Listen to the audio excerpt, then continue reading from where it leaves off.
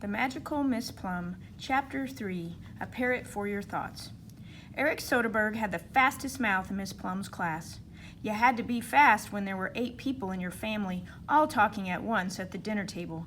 Eric was the youngest Soderberg, so at home he barely ever got a word in edgewise. At school it was different.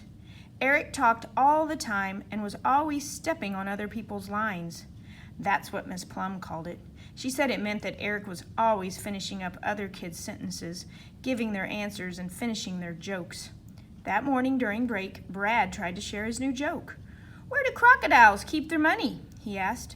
"In a riverbank," Eric said quickly. And everyone laughed like it was Eric's joke. Miss Plum looked up and asked, "Who can get me some lined paper from the supply closet?"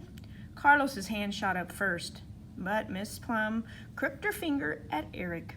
Carlos started to say, "Hey, that's not fair," Eric finished for him. "Sorry, dude." Eric grinned and went to the supply closet. He opened the door and stepped inside. He took a deep whiff of the yummy, nameless smell and picked out 5 sheets of lined paper. Next to the stack of paper, he saw a little green parrot staring at him. The parrot had bright black eyes and a red spot on his head. Was he real? The parrot cocked his head left and then right. He was real. "Wow," said Eric. "That's so awesome," squawked the parrot. Then the parrot fluttered up to roost right on top of Eric's head. Eric could feel the claws digging into his scalp. "Don't bite," squawked the parrot. "That's just what I was thinking," thought Eric. But even so, having a talking parrot was worth the risk. "Look what I found," cried the parrot as Eric hurried from the closet. Eric had been just about to say that very same thing. "Cool," said the kids. Miss Plum smiled cheerfully, took the lined paper from Eric, and nodded for him to sit down. Eric caught a glimpse of himself in the mirror at the back of the room. The parrot on his head made him look like a pirate. "Ahoy, mateys!" screeched the parrot. For such a little bird, he was awfully loud. "We will now review some important facts and statistics," said Miss Plum. The class sat up straighter. Miss Plum's important facts and statistics weren't like anybody else's. "So, how many people in the world have the same birthday as you?" she asked. Eric raised his hand. He always had his hand up to answer class questions, even when he wasn't really paying attention. But before he could make up an answer, the parrot squawked, "I can see Becky's underwear!" Becky glared at Eric. "The parrot said it!" cried the parrot. "But you thought it, didn't you?" said Brad. But before Eric or his parrot could answer, Miss Plum called them back to attention and asked, "Well, who can tell me how a jar of peanut butter can make you rich?" Eric raised his hand again. "Mindy smells pretty," said the parrot with a parroty sigh. The class started to giggle. "Shut up," said the parrot. "Not you," said the parrot as Eric gestured wildly to the class. "Him," said the parrot as Eric pointed an accusatory finger at the bird.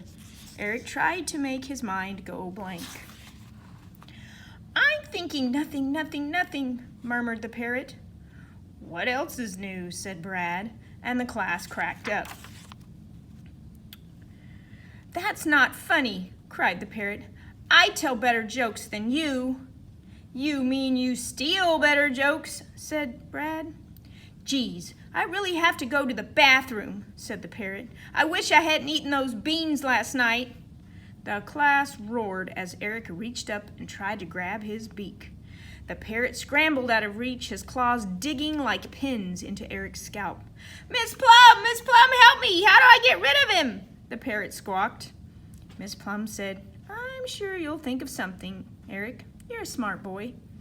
Eric glanced up at the parrot, who was now preening his feathers in a smug sort of way, and Eric's eyes got a kind of gleam.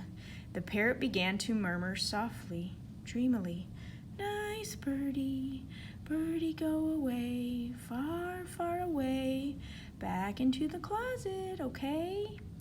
Eric gave Miss Plum a questioning look. Miss Plum nodded, and he slipped from his desk and walked toward the closet. "Here you go," crooned the parrot, "back in the nice warm closet. Birdie bye-bye." Everyone could still hear him murmuring as Eric slipped inside the closet and then burst out again, slamming the door shut behind him. The parrot was gone from his head. Eric opened his mouth, hesitated, and then said softly, "Is he gone?" Everyone listened carefully. No sound from the closet. "Why don't you check?" said T'Challa. "Look in the closet." But Eric shook his head. "That's okay," he said, and he slipped back to his desk. There on his desk was a yellow sheet of paper. How had that gotten there? No one else had one. Eric picked up the flyer. It said something that made Eric grin. He looked at Miss Plum, but Miss Plum was writing out a new fact on the board. "Did Miss Plum put this on my desk?" Eric asked. T'Challa stared at him. When could she have done that? Eric didn't know, but he neatly folded the flyer and stuck it in his pocket. At recess, when Brad said, "What's a polygon?" Eric knew the answer to that, but he let Brad say it anyway. Question: how many people in the world have the same birthday as you? Answer: about 20 million. Question: how can a jar of peanut butter make you rich? A. Turn it into diamonds. All you need is to cook the peanut butter at a temperature of 3,000 degrees under pressure of over 1,000,000 pounds per square inch. Question: what did the flyer say? Good with words. Come join the Springtime Elementary Debate Team. First meeting today after school. Question: what's a polygon? Answer: a missing parrot.